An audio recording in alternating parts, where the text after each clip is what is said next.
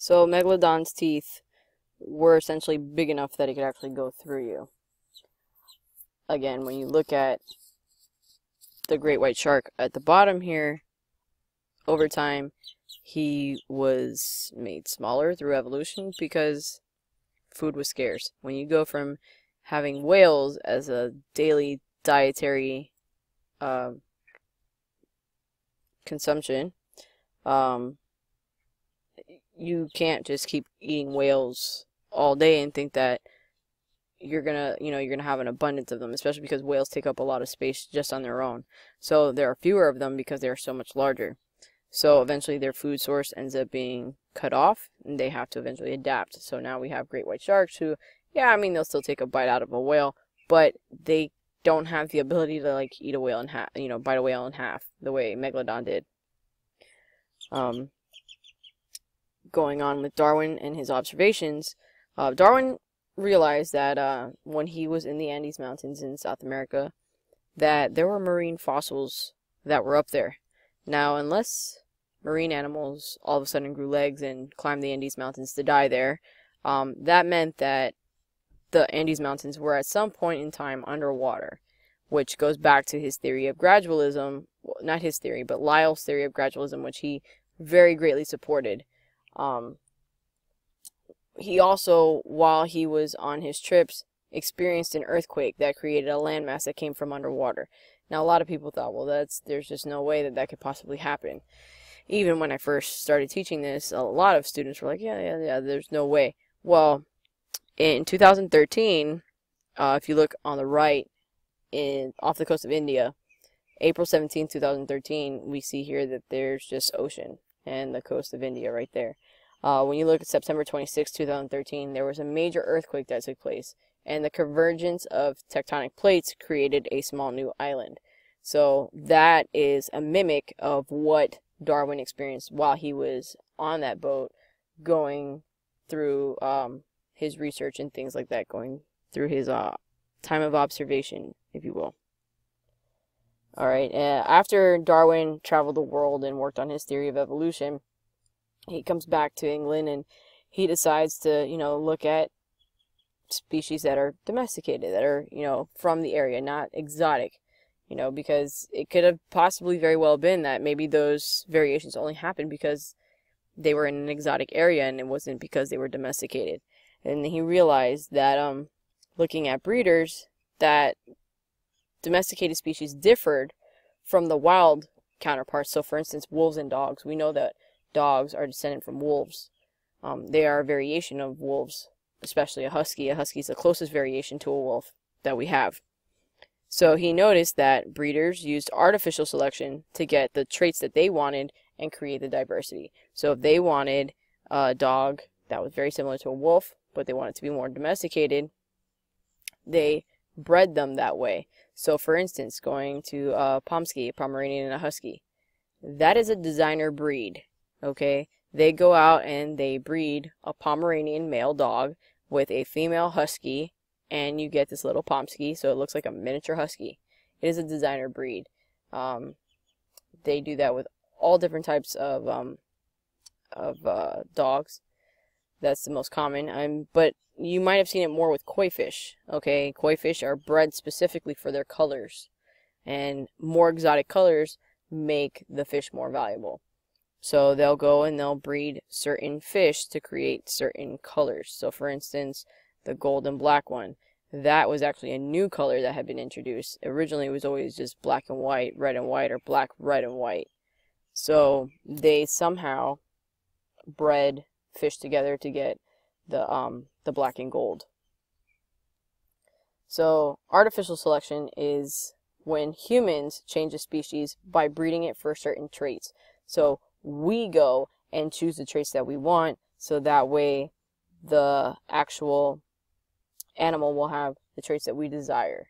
Okay, it's almost kind of like designer babies, for instance. Okay, designer babies, we go in and we mess with their genetics so we can have a child that has blonde hair and blue eyes and and fair skin, or brown hair and blue eyes with olive skin or dark skin, or whatever that we would want. Okay, that would be an example of artificial selection that you might be able to relate more to. Natural selection, however, is when nature forces the change, okay, such as scarcity in food or predator-prey relationships, okay. Heritability is the ability of a trait to be passed down from one generation to the next. So being able to pass down your eye color or your hair color, that is a heritable trait. That trait is passed down from next generation to next generation to next generation. However, something like personality is not a heritable trait. You could have the best personality in the world, but you could have offspring that don't have that great of a personality. That is something that is not heritable. So heritable is something that can be passed down from one generation to the next, and that is heritability. So if we look through here, in the wild traits, the last bullet here, in the wild traits were passed on based on necessity, and that's what I was talking about natural selection. So the environment is the selecting agent. Artificial selection, we humans are the selecting agent. In natural selection, the environment is the selecting agent. Natural selection, by definition, is a mechanism by which individuals that have inherited beneficial adaptations produce more offspring on average than do other individuals. So what this means is that only the fit will survive, and not fit, like I said, being strong or tough. It's what traits do you have that allow you to survive in this environment and give you the chance to have offspring to pass on your genetics to make it in the next generation. That's what fit is in this natural selection theory. That's what survival of the fittest is. So in the instance of the jaguars that I spoke about before, it's the ones with the strong jaws are the ones who are going to be able to pass on their genetics, because they're the only ones who could bite through the shells of the turtles to get to their food, whereas the ones with the smaller jaws didn't have the bite force for that. So they will eventually get sick from malnutrition, and they won't be able to reproduce, while those that have the strong jaws will be able to reproduce, and their genetics will be passed on. Okay, the strong jaws are a heritable trait that will be passed down. Thomas Malthus is another scientist that brought up the idea that resources are what control population growth. And as you can see here, food is one of the major ones. Okay, food, water, disease, and shelter are natural limits to population growth. And Darwin noticed this in nature and said that resources were limited and organisms were having too many offspring, so some would live and some would die.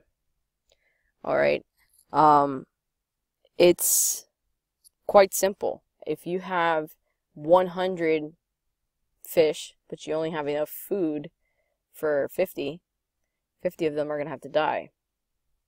So that's how everything gets kept in a balance. Those who were strong enough to make it, okay, had the genetics that allowed them to make it, were going to make it, and those who didn't, unfortunately, weren't going to make it.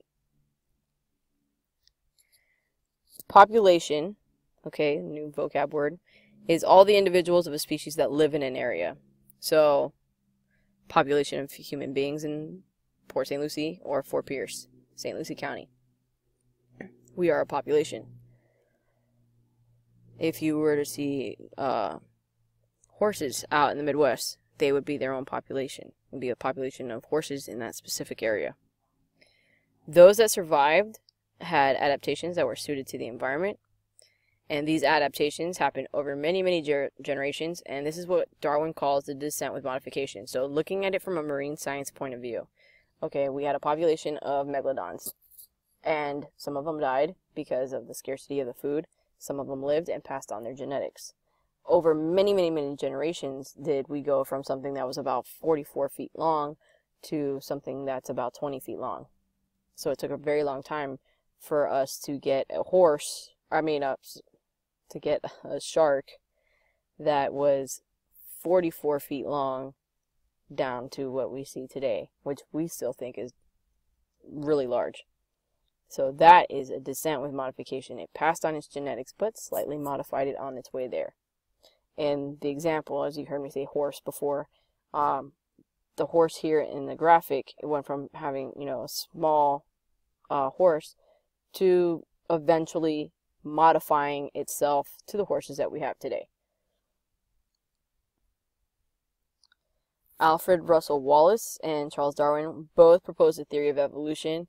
We don't really hear about Alfred Russel Wallace because Charles Darwin went and published it first. He was the first one there to get his theory out there, so he's the one who's credited with the theory of natural selection.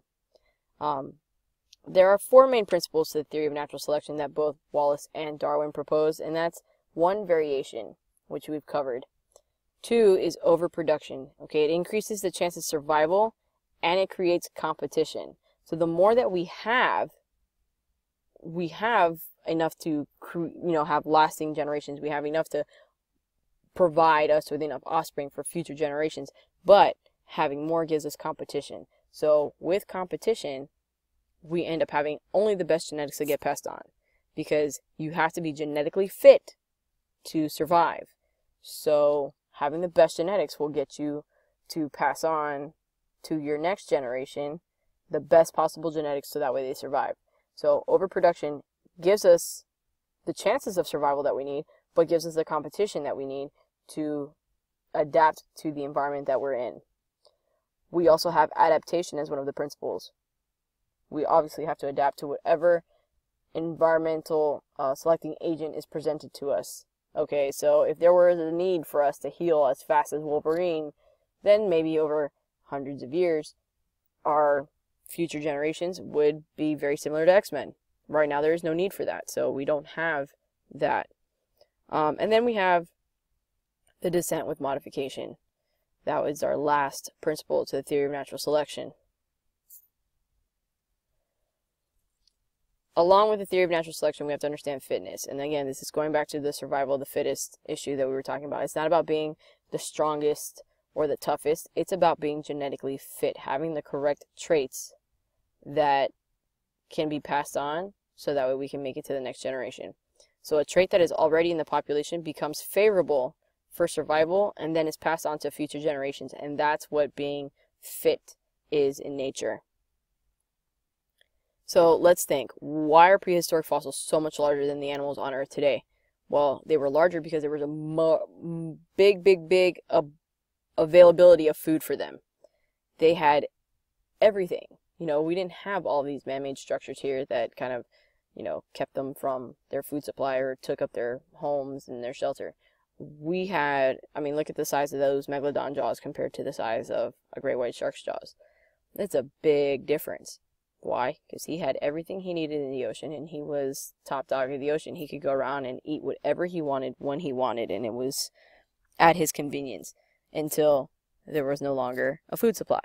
When there's no longer a food supply, you end up having to have the descent with modification and the adaptation to become smaller and smaller and smaller and adjust to the changes in the amount of food that they had. So he had to eventually adapt and find a new food source.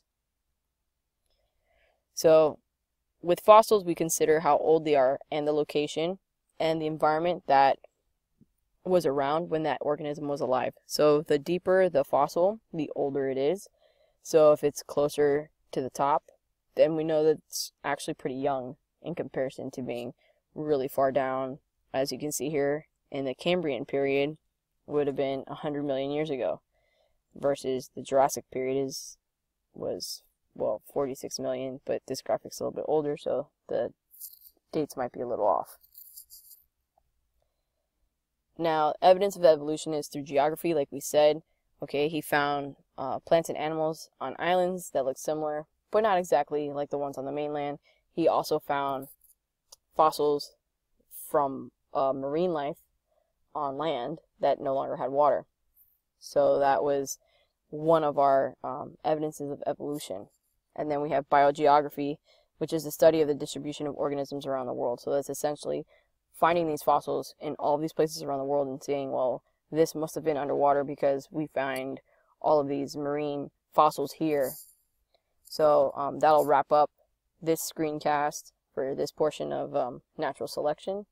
And the next screencast will continue on with the evidence of evolution.